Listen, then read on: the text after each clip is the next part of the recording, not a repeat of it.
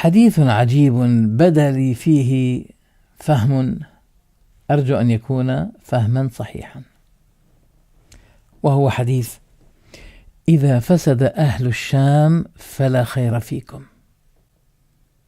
ولا يزال أناس من أمتي منصورين لا يبالون من خذلهم حتى تقوم الساعة.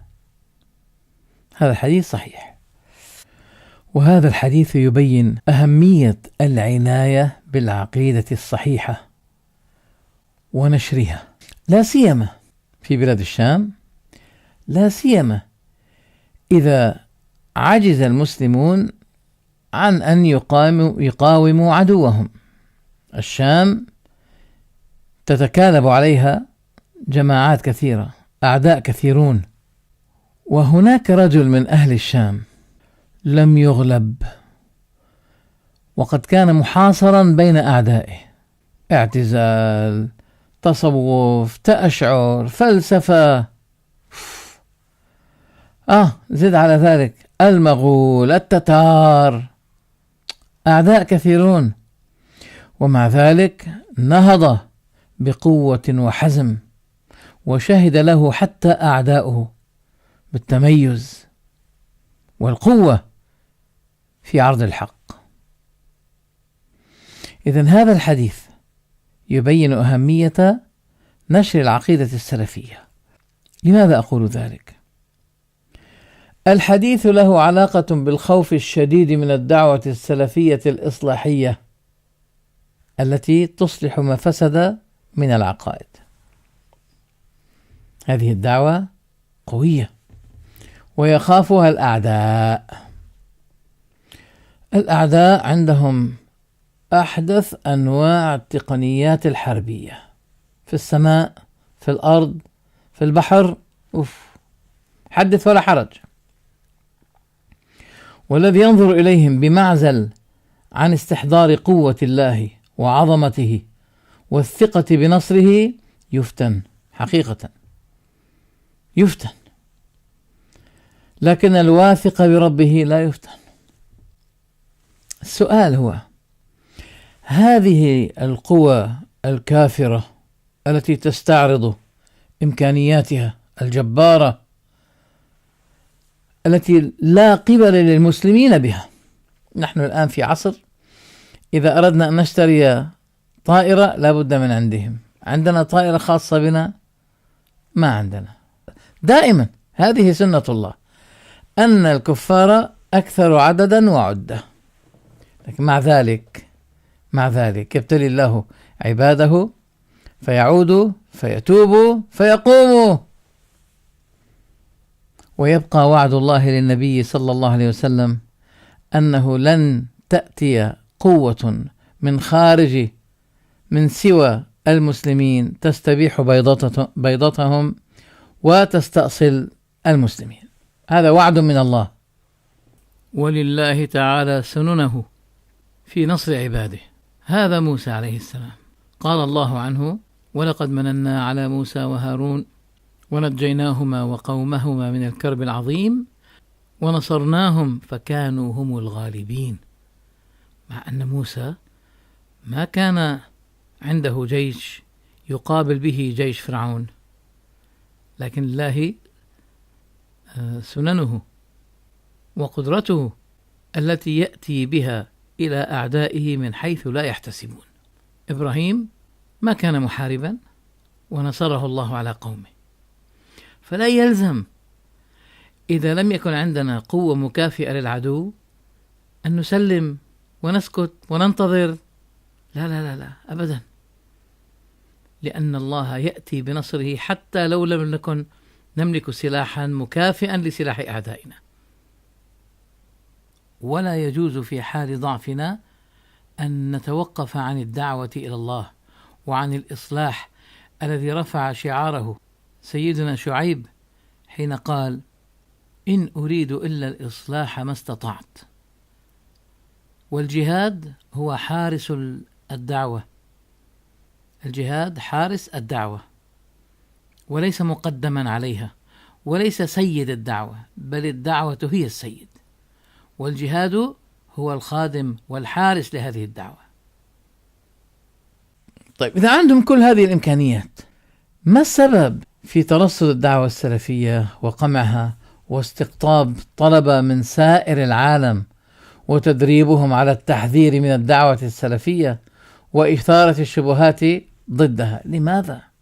حتى إن أحد تلاميذ البوطي اعترف بذلك وقال بأن بريطانيا أتت إلينا، زارتنا وفد من بريطانيا، واشتكى لنا انتشار هذه الدعوة في بريطانيا، وطلبوا منا، عرضوا علينا وتكفلوا بأن نرسل لهم متخرجين من مدرستنا، مدرسة البوطي، فاستقبلوا 50 متخرجا أشعريا لنشر العقيدة المضادة للعقيدة السلفية. ديننا، علمنا الشرعي صار يصدر إلى بلاد العالم. حأذكر مثال أن وزارة الخارجية البريطانية زارتنا في ما بين سنة 2010-2009 تقريبا هذا الكلام، وطلبت منا، خرج حوالي 30 عالم من سوريا بقوا شهرا كاملا في بريطانيا يقيمون دورات دعوية. قال لي لأنه الآخرون في بريطانيا عم يعانوا أنه مين وصلوا الدعاة اللي وصلوا لبريطانيا؟ مين؟ أغلبهم خليجيين وجزائريين. انتشر الفكر السلفي، كيف تقاوم ذلك الفكر؟ بتجيب علماء من الشام، طلعوا وقعدوا ونشروا الفكر، جابوا طلابهم، وقعوا اتفاقية مشتركة بين سوريا وبريطانيا لتوريد الدعاة إلينا يتعلموا عندنا ثم يرجعوا إلى بلادهم. معناتها أخواننا، بريطانيا بتعرف أن الإسلام الذي عندنا إسلام عقيدة صحيحة، سلوك صحيح، لذلك صبت الحرب علينا. بل هذا من غفلتك وجهلك، بل هذا من غفلتك وجهلك. فبريطانيا لم تدعكم أنتم فقط أيها الصوفيون الأشاعرة لتحلوا محل السلفيين ولتذهبوا عنها القلق، لكنها دعت أمثالكم من البابيين الأحمديين القاديانيين والرافضة الشيعة. فهل هذا يدل على أن القاديانية على حق والتشيع على حق؟ ما أراك إلا تجنيت على نفسك وفضحت مذهبك بهذا الاعتراف وهذه الاتفاقية البريطانية الأشعرية.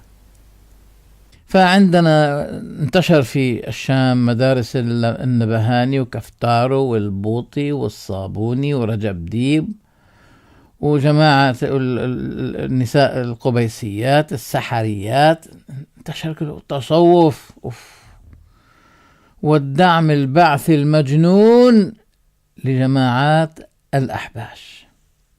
ولا يخفى ولا ننسى الوثائق التي عرضتها من مؤسسة راند الأمريكية، وتقضي بوجوب أن يدعم الكونغرس الأمريكي، يدعم هذه الفرقة الأحباش والتصوف والمذهب الحنفي بالذات. هنا إذن طيب، لماذا ينفق الغرب هذه الأموال الطائلة مع أنه باستطاعته وهو يرى ضعف المسلمين؟ مفروض ما يخاف لما عنده من القوة. يفترض بالغرب والشرق، بوتين والغرب أمريكا وأوروبا، أن لا يخافوا من الإسلام. لماذا هذا القلق من الإسلام؟ لماذا هذا الخوف من قدوم الإسلام؟ أليس عندكم ما يوقفه، أم أنكم تعلمون أنكم تعجزون عن ذلك؟ لماذا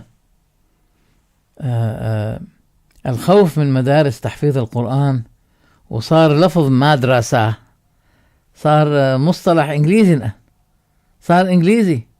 مثل ما بيعرفوا الغربيون حمص، كباب، فلافل، كل هذه الكلمات صاروا يعرفونها. كذلك كلمة مدرسة صاروا يعرفونها، بس الله ما بيعرفوا. من الله؟ الحمص بيعرفوا، لكن اسم الله who's that Allah? We know God. هكذا يقولون، نحن نعرف اسم الإله. طيب شو اسم الإله؟ الإله ليس اسم علم، هذه صفة إله. ما اسم هذا الإله؟ كما تقول إنسان، هذا إنسان. طيب ما اسم هذا الإنسان؟ اسم هذا الإنسان إنسان، ما بصير. فكيف تقول لا نعرف اسم الله لكن نعرف اسم الإله؟ أعطونا اسم الإله. إذن لا خلاف في أن فكر ابن تيمية فكر قوي يخافه أصحاب الطائرات والفرقاطات والمدرعات، يخافون ابن تيمية. وأول شيء يفعله هؤلاء هو ماذا؟ إذا تمكنوا تصوف، أحباش، شيعة، أول شيء يحذرون من ابن تيمية. لماذا؟ أجندة؟ لماذا خوف من هذا الرجل؟ هذا يذكرني بغزوة أحد لما انتهت وكان بين الفريقين جبل، وصرخ أبو سفيان رضي الله عنه وكان آنذاك قائدا للجيش الكافر: أفيكم محمد؟ ما أجاب أحد. ثم أفيكم أبو بكر؟ ابتدأ بأبي بكر. ليه؟ لماذا ابتدأ بأبي بكر؟ لأن أكثر الناس علما بالنبي صلى الله عليه وسلم بمواقفه، بسمته، بمنهجه من أي صحابي آخر حتى عمر. فابتدأ أبو سفيان بأبي بكر، مع أن أبا بكر ما كان متميزا يعني في المبارزات في الحروب. ما كان يقدم النبي عليه الصلاة والسلام أبا بكر، كان يقدم علي رضي الله عنه. هذه مهمة، وفيها أيضا فائدة للذين يزعمون أن عليا بايع مكرها، كان ضعيف وبقى يبايع الخلفاء الثلاث طيلة 25 سنة. هذا هو الذي كان يقدمه النبي للمبارزة. إذن أبو سفيان قال: أفيكم أبو بكر؟ ما أجابوا. أفيكم عمر؟ ثنى بعمر أو ثلث بعمر بعد النبي صلى الله عليه وسلم. والقصة طويلة. المهم أن الكفار يخافون من العلم والعقيدة السنية التوحيدية الصافية الخالية من الشرك ومن البدع، يخافون هذه الدعوة. وإلا ما الذي يخيفهم؟ يعني عندهم ترسانات أسلحة لا يقف أمامها كل العرب وكل الدول الإسلامية، حتى التركية عندهم جحافل وقوة شديدة، نعترف بذلك. لكن ما الخوف من الإسلام؟ لماذا يخافون الإسلام بالرغم من يعني قوة أعدادهم وعدتهم؟ لماذا؟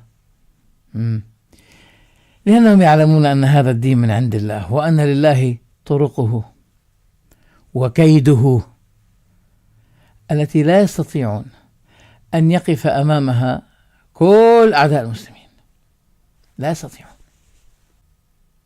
وبالتالي أهم شيء إبعاد فكر ابن تيمية عن الشام.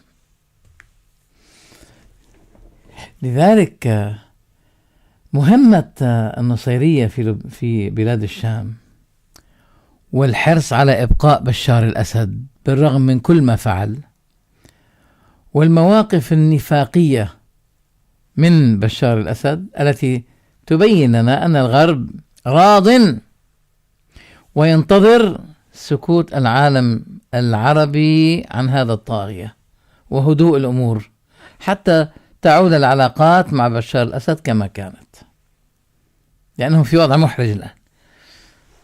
بلاد ديمقراطية تقف وراء الدكتاتورية، تناقض واضح وفتنة من الله عز وجل، لأن هؤلاء تعهدوا للناس بحقوق الإنسان وحرية التكلم وحرية الرأي إلى آخره،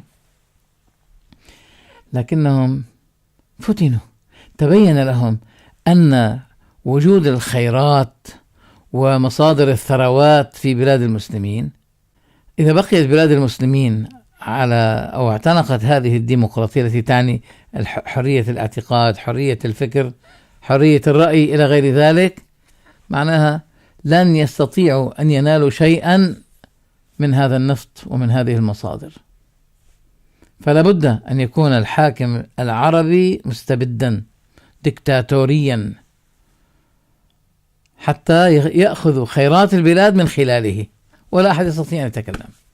هل هذا هو الشيء الوحيد السبب؟ يعني ما السبب في أنهم يدافعون عن بشار؟ ما الذي يعني يستفيدون من بشار؟ إبقاء بلاد الشام على الفساد الذي حذر النبي صلى الله عليه وسلم أن الأمة باقية في شر ما دامت الشام في حال الفساد. لا خير فيكم إذا فسد أهل الشام. إذا ما المطلوب الآن؟ احمل رشاشات ما حينفع كتير. من 2011 أو 2012 إلى الآن 2019 ما تغير شيء كثير، لكن هم يخافون من رجل واحد. حتى الآن ما زالوا يخافون من ابن تيمية ومن فكر ابن تيمية، ويتكشف لنا من وقت لآخر الرعب والهلع من فكر ابن تيمية ونهضته العقائدية التي تركت أثرا عميقا في العالم الإسلامي. وأعجب فلاسفة غربيون وشرقيون من قوة طرح ابن تيمية وثباته وإنصافه وسعة علومه. الشرق والغرب تعجبوا منه. إذن لا عجب بعد هذا أن يصدر حافظ الأسد والد بشار أمرا بنبش قبر ابن تيمية. يعني شو بدك فيه؟ خلاص الرجل مات. لكن علومه تقلقنا، تؤثر، تهدد عروشنا، تهدد بإعادة الإسلام القوي الصافي الخالي من التصوف ومن تعطيل الصفات ومن فلسفة اليونان التي تسمى اليوم بعلم الكلام. إذن أمر بنبش قبر ابن تيمية. سارع الملك فهد لما وصله الخبر إلى الاتصال بحافظ الأسد وطلب منه أن لا ينفذ ما قد أمر بفعله، وفعلا توقف حافظ الأسد. إذن هذا يفيدنا بأن العلم الصحيح للدين ينشئ أبطالا ينصر الله بهم المسلمين حتى في أضعف أحوالهم. والدليل كما ذكرت لكم، أبو سفيان سأل عن النبي، ثم عن أبي بكر، ثم عن عمر. ما تميز. يعني النبي صلى الله عليه وسلم لم يكن يبارز في بداية أي حرب. طيب ما سر الخوف لماذا ابتدأوا بالنبي؟ لأن النبي الآن مصدر هذه القوة، مصدر هذا العلم، ثم المتلقي عنه مباشرة منذ بداية عهد نبوته إلى أن مات. وابنته الكريمة رضي الله عنها قد مات بين سحرها ونحرها،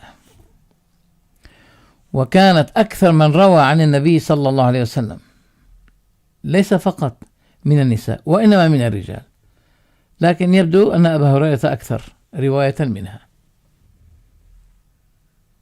إذن أول ما سأل أبو سفيان عن النبي وأبي بكر وعمر لتميز علمهم وصفاء فهمهم للدين، ولذلك أول ما يحذر منه الأحباش والصوفية ابن تيمية، لو تعلم ماذا فعل ابن تيمية. ناهيك عن الرافضة. حكى لي أحد التجار العراقيين عندهم مكتبة ينشر، يطبع وينشر الكتب، تاجر. جاءته مرة امرأة وقالت له: هل عندك هذا الكتاب؟ أخذ الورقة منها وقرأ منهاج السنة النبوية. قال: أنت شو بدك بهالكتاب؟ أنت بتعرفي تقرأي؟ قالت: لا، لكن أنا عجزت عن الحمل وجئت إلى المعممين الشيعة ونصحوني إذا أردت أن يتحقق حلمي، يعني أحمل، أن أشتري هذا الكتاب، أشتري نسخة من هذا الكتاب وأحرقها. شوف الحقد، الله أكبر. فحينئذ قرر هذا الرجل أن يطبع كتاب منهاج السنة لابن تيمية منذ ذلك الوقت. إذن قوة حافظ الأسد وبشار الأسد كامنة في ضمان بقاء هذا الفساد الذي قال عنه النبي صلى الله عليه وسلم: لا خير فيكم إذا فسد أهل الشام. وإني من هنا أتوجه بالقادة وأصحاب الريادة أن ينشروا علم ابن تيمية، أن ينشروا هذا الفكر الذي يخيف الأعداء. هل الأعداء يخافون التصوف؟ هم الذين يدعمون التصوف، هم الذين يرقصون مع الشرطة البريطانية كانت تشارك المتصوف في حلقات الرقص. إذن لا يخافون من الصوفية، لا. لماذا يخافون من السلفية ومن فكر ابن تيمية؟ هذه مهمة. مما لا شك فيه أن الناس قد سئموا في الشام، يريدون الحرية، هم مستعبدون ويخافون في أي لحظة يؤخذ بهم إلى السجن فيقتلون. هل هناك متحدة تستطيع أن تقول لبشار الأسد: تعال هات ما عندك؟ أن تحاسبه؟ ما تستطيع. جربوا الآن أكثر من 500,000 قتيل وحوالي 10 مليون مشرد. هل استطاعت الأمم المتحدة أن تتخذ موقفا حازما قويا؟ لا. لن أفصل الأسباب الآن،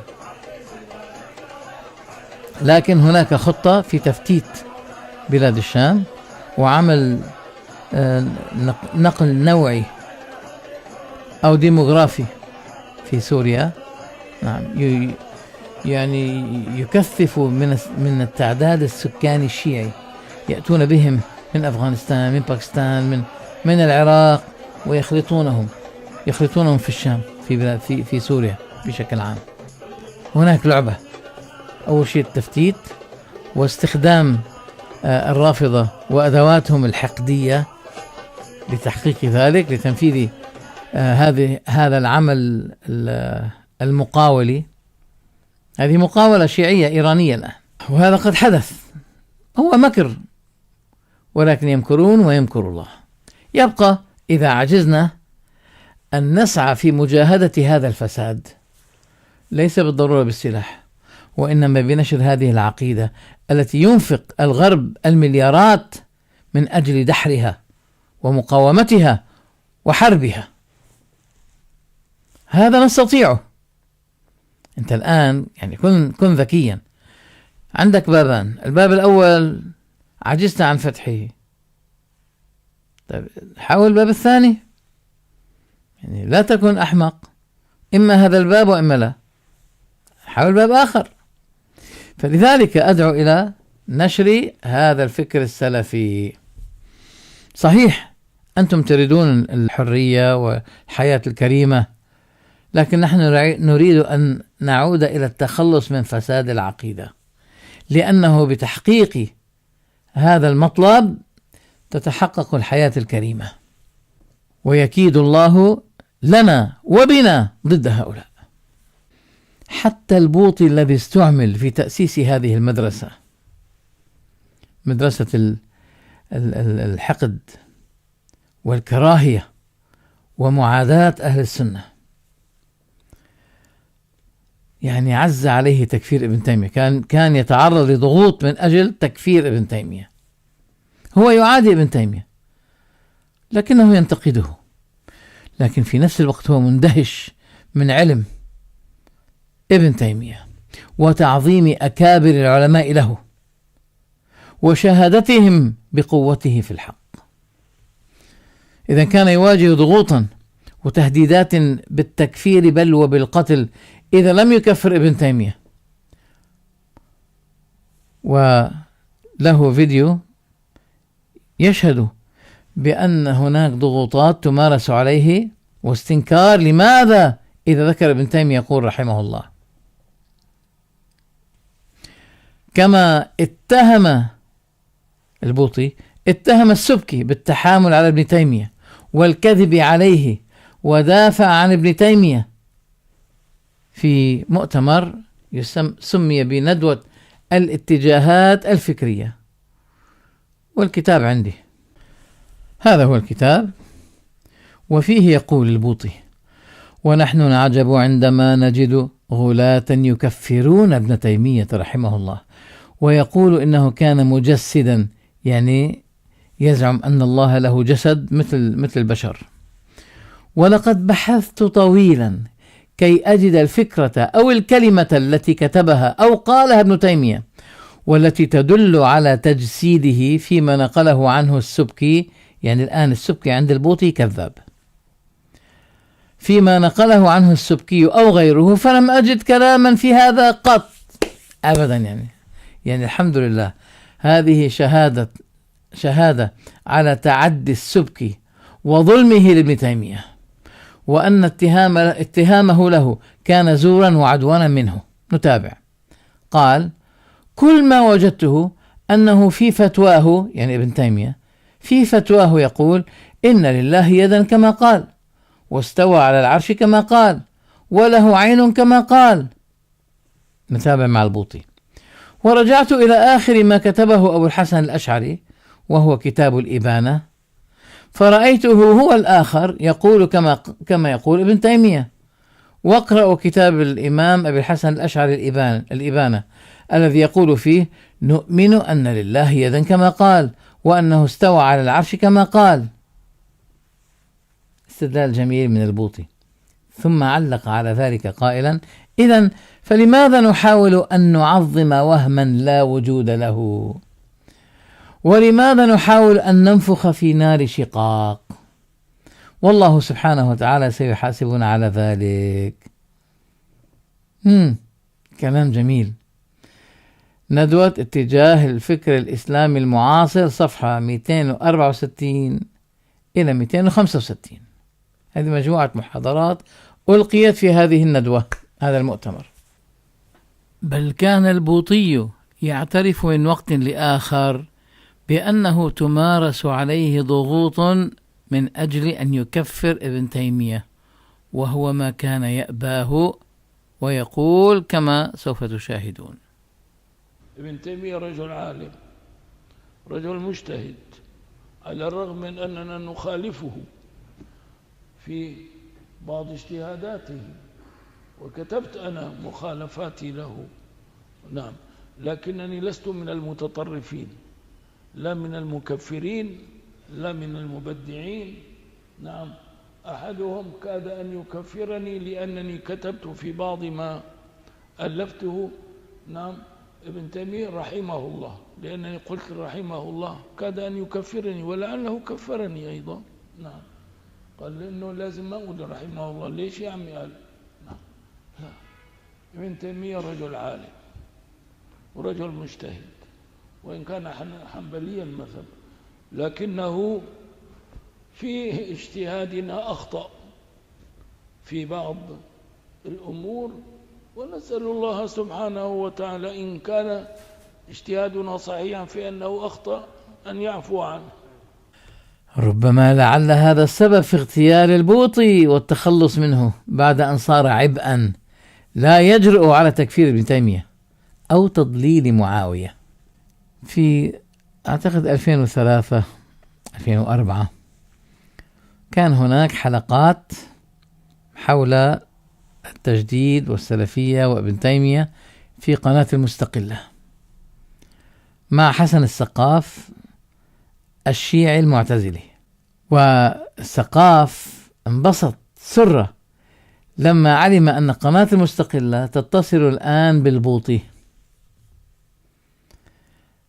اتصلت قناة المستقلة بالبوطي، فلم يكن جواب البوطي مريحا للسقاف، لأن البوطي أثبت أن معاوية من أصحاب النبي صلى الله عليه وسلم، وأننا نترضى عن جميع أصحاب النبي صلى الله عليه وسلم بمن فيهم معاوية. يسأل عن معاوية بن أبي سفيان، قال: هل الشيخ البوطي يترضى عنه أم لا؟ أنا أقول كل الصحابة الذين ثبتت لهم الصحبة تثبت الترضية عنهم، وأنا أقول رضي الله عن أصحاب رسول الله جميعا، ولا شك أن معاوية بن أبي سفيان واحد منهم. الله. فسقط في يد السقاف، لكن لعل البوطي دفع الثمن غاليا، لقد تم اغتياله. وكان هناك تفجير حدث، وكأن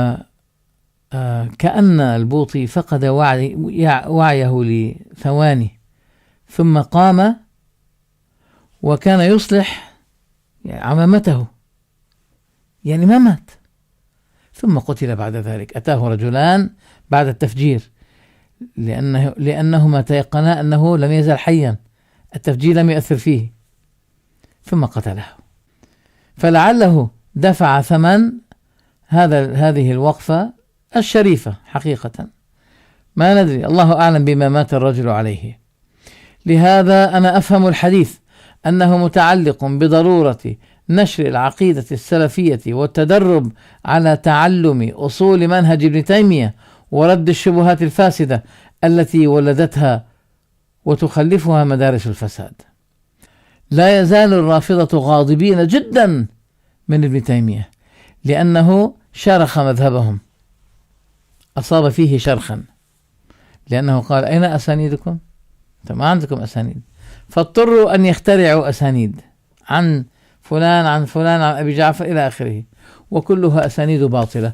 عجزوا عن أن يأتوا برواية صحيحة متصلة السند إلى النبي صلى الله عليه وسلم، ما استطاعوا، فأوقعهم حقيقة في ورطة ابن تيمية، فلهذا يكرهونه جدا. إذن لذلك أفهم من الحديث أنه متعلق بالفساد العقائدي الذي يحميه حافظ الأسد وبشار الأسد بإعاز من الغرب، الذي يدعم البابية البهائية القاديانية، ويدعم كل حركة يكون لها أثر في إفساد المسلمين. سبحان الله.